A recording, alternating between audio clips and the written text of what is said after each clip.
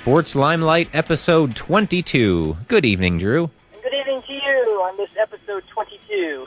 Well, what amazing sports news that has broken in the last 2 days that caused us to break format and record twice in a week this week. Yeah, crazy stuff happening in the football arena, huh?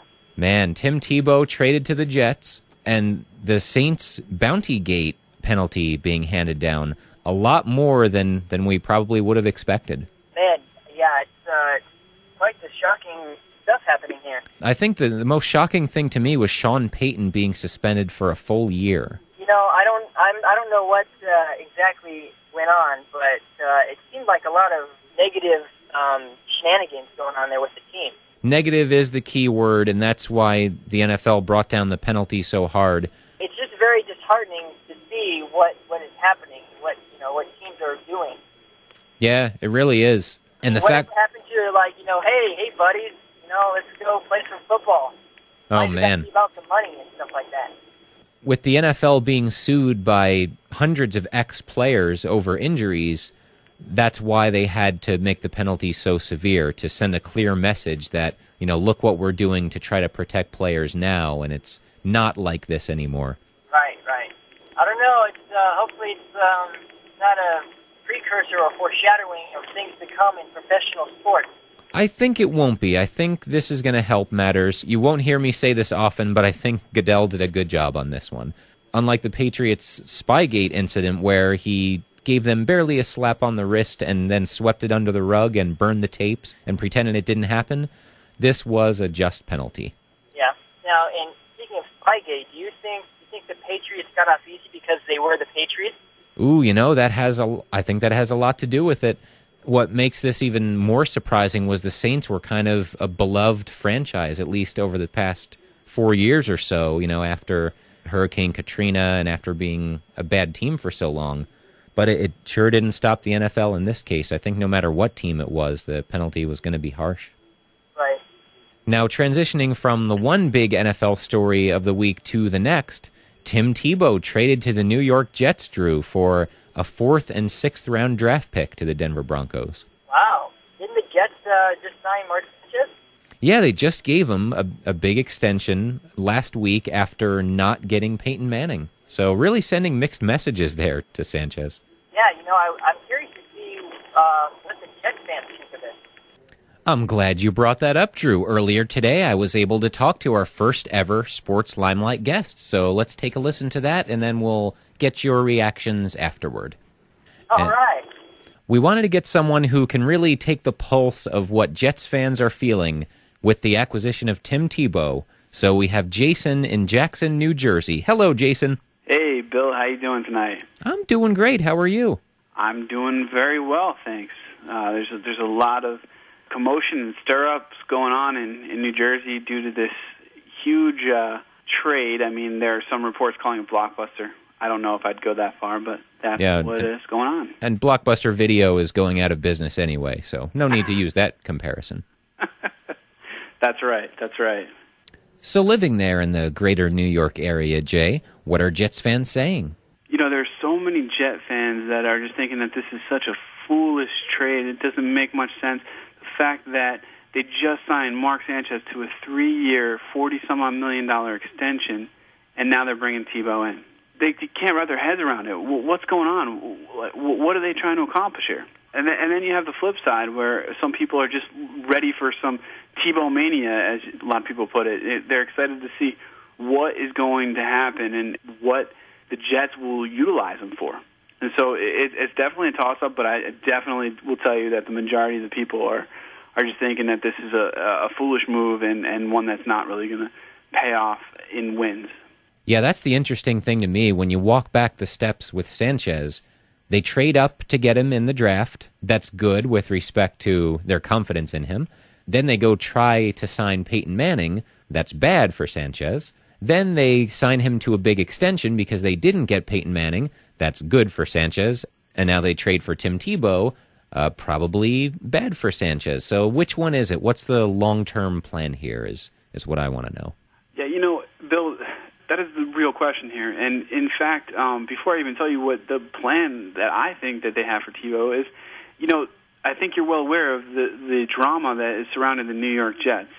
And the fact that, last year there was so much calling out of Sanchez not being the good leader that he needs to be, and, that never is good for a team. And now you go into the season having three quarterbacks.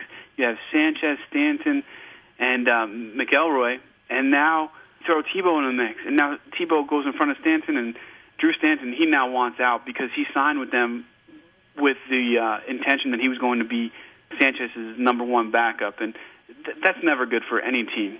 So the situation doesn't seem that great to go into. No, that locker room last year certainly wasn't the most harmonious. No, not at all. But now, to go back to your question about Tim Tebow, what is he going to bring to the team?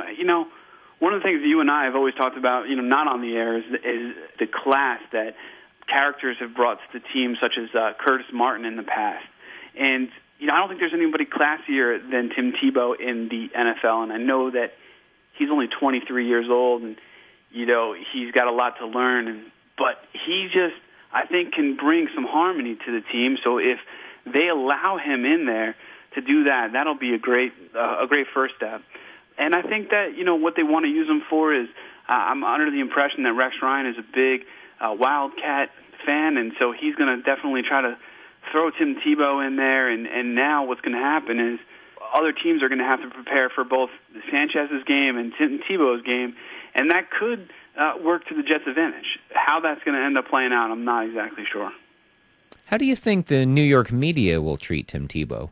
That's a great question.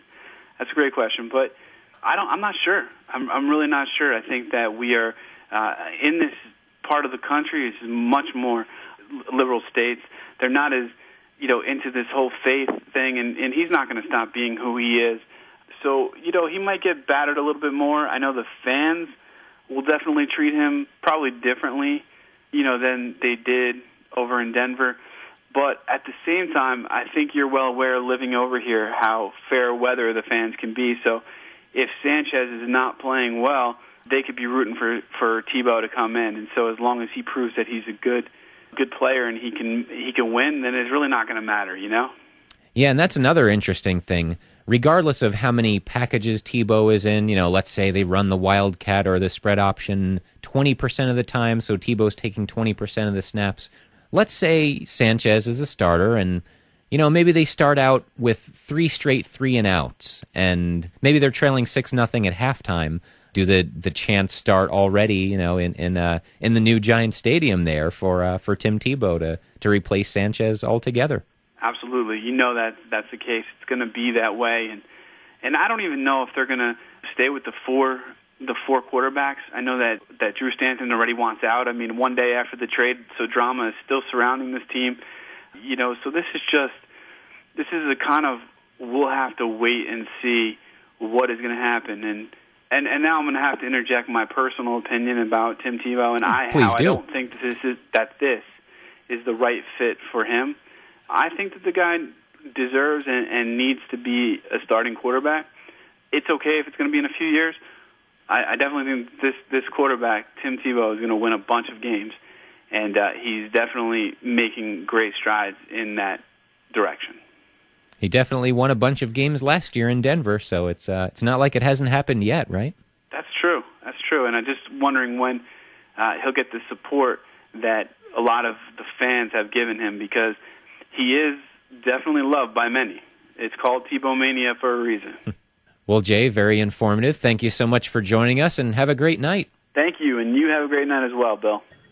Well, there you have it, our first ever Sports Limelight guest. Was there anything that Jason said during the interview, Drew, that you would like to comment on? That was really cool, what Jason said, and how he was able to come in and support us on our Sports Limelight journey. Now, as far as Mark Sanchez and Tim Tebow are concerned, I think this trade will probably help. Well, I would hope that it would help Mark Sanchez. Maybe it'll light a fire under his butt, and maybe he'll want to perform better. But what I really want to see is, this is a team that went to the AFC Championship game twice, 3 and 2 years ago. So I'm not sure what they're trying to do here.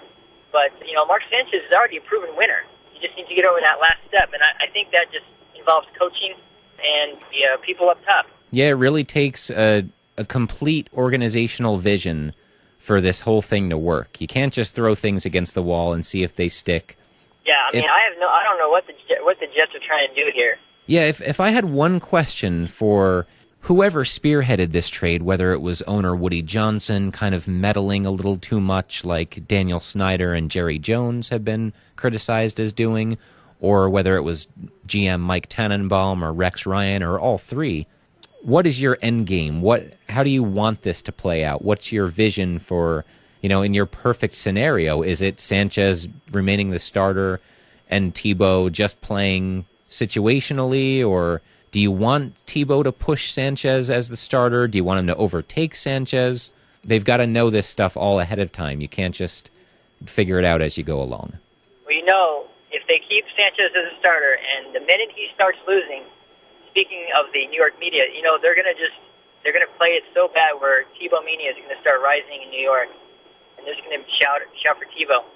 Just like Peyton Manning was the one guy that the Broncos could bring in to stop Tebow mania and give them a soft exit from it, I think Tim Tebow is the one quarterback where if you've got him as your backup, the clamor is going to start earlier and louder than just about any other backup quarterback in the league if you're not performing as the starter. Yeah, there's one thing I would not want to be a starter on a team where Tim Tebow is my backup. I mean, it's one thing to play in New York with all that pressure. Then you got Tim Tebow behind you. I don't know what's going on. It's already enough of a circus already. Do you think, Drew, that some of the Jets receivers, like a kind of a known malcontent like Santonio Holmes, will he start to get in the coaching staff's ear and say, play Tebow instead of Sanchez, or try to play amateur GM himself? Well, we'll see. I mean, I know Tebow is a great locker room guy, but if I was a receiver and you asked me who I want playing, it's Sanchez. I mean, he's obviously the better passer. He's taken us to the championship game twice. Now, shifting gears, Drew, I admit I haven't been watching the NCAA tournament. How is your bracket doing, and how are you enjoying the games? Oh, Bill, I love March Madness. I have a few brackets, a couple here on Yahoo, and pretty funny. I have two on Yahoo. One where I studied and I picked the teams that I thought would win, some real good research. And then the second bracket, I just flipped a coin. And you know what? I'm doing the same on both brackets. Wow. So even when it was a 1 versus a 16 seed, you still flipped the coin, and if it was a 16, you filled in the 16? I took the 1s, 2s, and the 3s, and I advanced all those in the next round. And then 4 and all the rest of the games, I did flip a coin. So I love it. That's a pretty cool system.